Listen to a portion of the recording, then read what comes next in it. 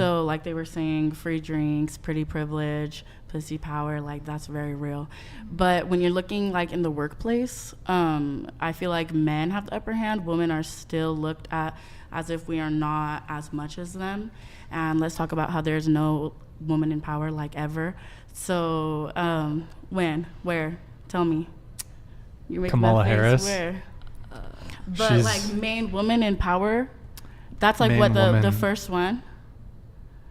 And she's the vice president too. I mean, Germany has Merkel. Well, I'm not going to talk Merkel. off of people from other places. I'm talking about like here. Oh, I don't know United about States? other places. I don't have knowledge on other places. Who's the speaker of the, or previous speaker of the House? Nancy Pelosi. She's up there.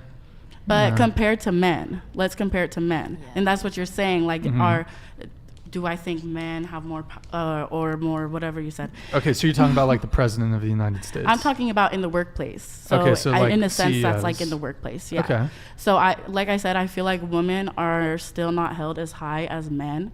And no, I mean, my answer to that question is no, I would never want to be a man. I love being a woman. Okay. And my answer is, yeah. So.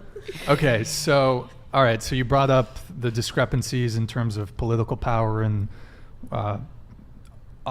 men occupying the highest positions and CEOs, the majority of them VPs. For years and years and years. Okay. Why do you think that is? I don't know. Because women, I mean, for a long time we were oppressed. So it's still to this. Women were oppressed? You were to say that they were not? Hmm? Back in the day? When? Like when were way long ago. What do you mean? Like back when? Way long ago. I'm not going to like, I don't know the specific years. You should know, Brian. You should know, facts. Exactly. Like 1800s, early 1900s. No, it was like in the 1900s, we could barely vote. They had to fight for women's God. rights. They had to fight for them. We did not have the same rights as men.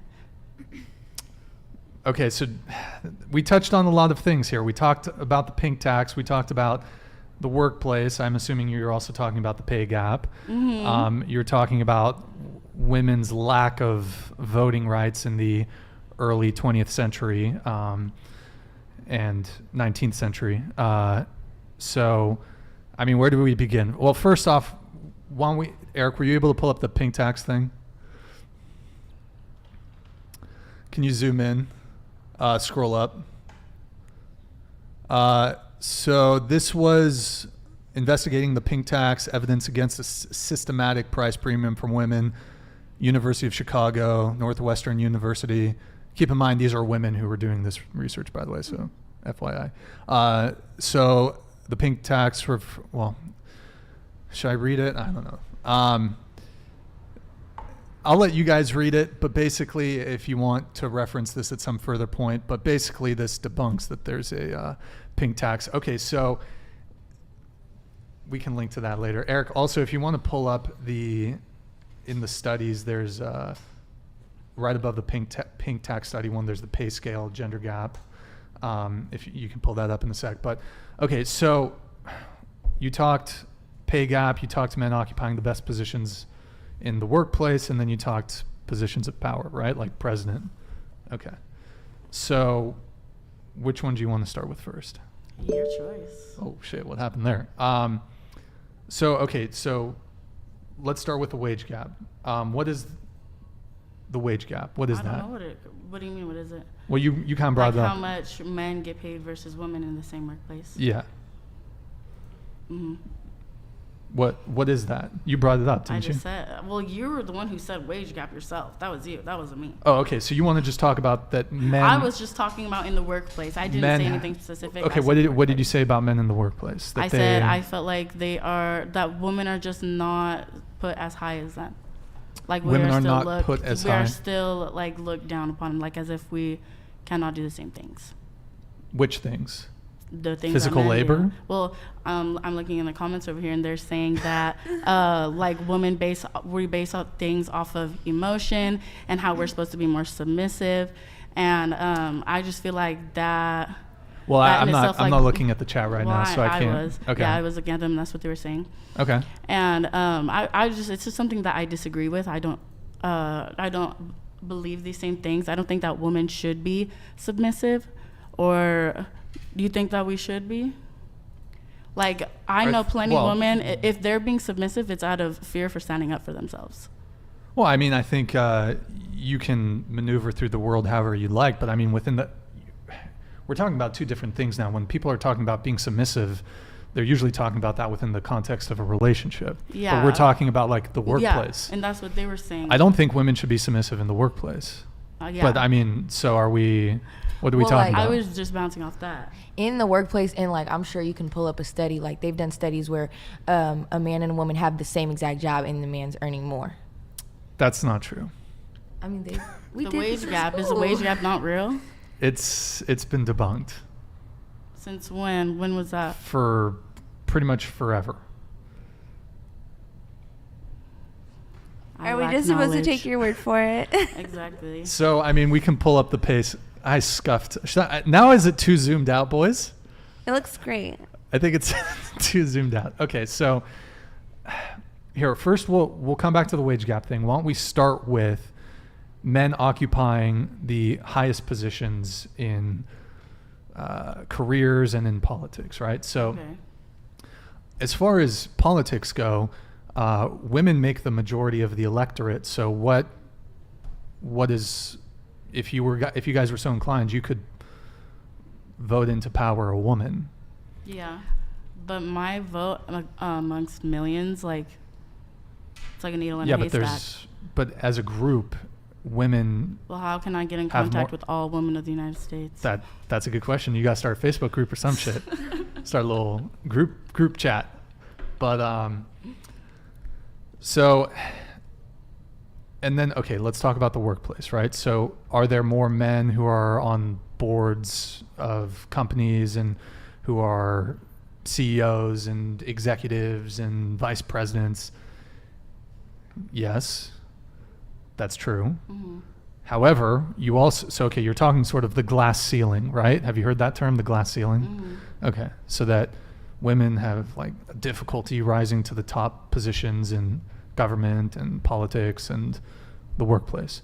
Well, you can't look at that and also ignore the glass cellar, which is while men occupy the supposed best positions, we also occupy the worst positions by a far greater margin than we occupy the best positions.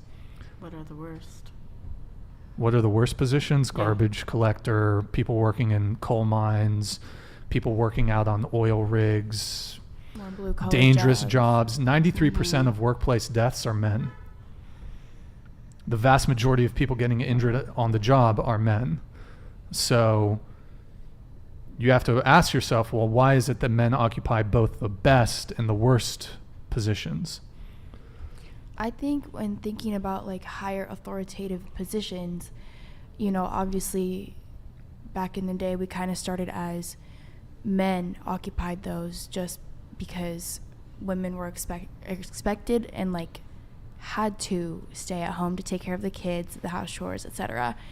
And as we grow out of that now, women are still a little bit behind because men are already implemented in those higher authoritative like positions, right?